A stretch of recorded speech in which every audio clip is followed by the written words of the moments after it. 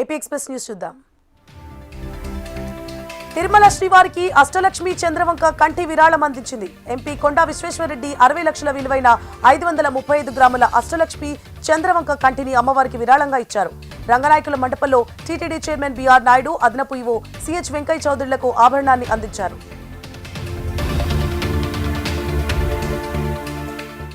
ఏలూరు జిల్లా వంకావారిగూడెంలో ఉద్రిక్తత వాతావరణం చోటు చేసుకుంది. వంకావారిగూడెం, చీమలవారిగూడెం గ్రామాల్లో కేంద్ర ప్రభుత్వం ఆయుధ కర్మాగారం ఏర్పాటు చేయనుంది.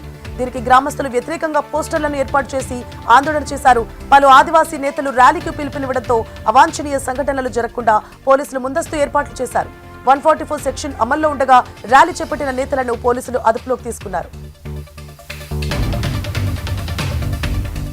కోనసీమ జిల్లాలో జాతీయ అవార్డు గ్రహీత ప్రముఖ చిత్రకారుడు అద్భుతమైన కళాఖండాన్ని రూపొందించారు.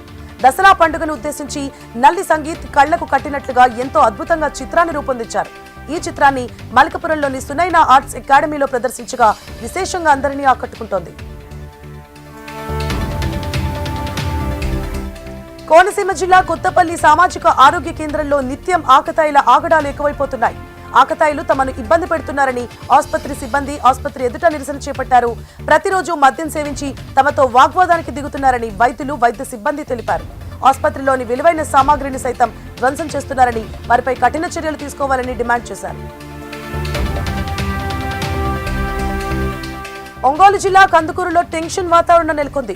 మాజీ ఎమ్మెల్యే బుర్రా మధుసూదన్ యాదవ్ ను రామాయపట్నం పోర్టుకు వెళ్లకుండా పోలీసులు అడ్డుకున్నారు. పోర్టు పనులు పరిశీలిస్తామని వైసీపీ మాజీ మంత్రి కాకాణి గోవర్ధన్ రెడ్డి ప్రకటించారు. దీంతో వైసీపీ శ్రేణులు భారీగా తరలి వెళ్లేందుకు ఏర్పాట్లు చేశారు. పోర్టు ప్రాంగణంలోకి ఎవరిని అనుమతించబోమని పోలీసులు హెచ్చరికలు జారీ చేశారు. ప్రకాశం జిల్లా మార్కాపురంలోని వాసవి కన్యకా పరమేశ్వరి ఆలయంలో దసరా శరన్నవరాత్రి మహోత్సవాలు ప్రారంభమయ్యాయి. ఉదయం అమ్మవారి ప్రత్యేక పూజలు నిర్వహించి వేడుకలు ఆరంభించారు. మొదటి రోజు అమ్మవారు శ్రీ వాసవి కన్యకా పరమేశ్వరి దేవి అలంకరణలో భక్తులకు దర్శనమిచ్చారు.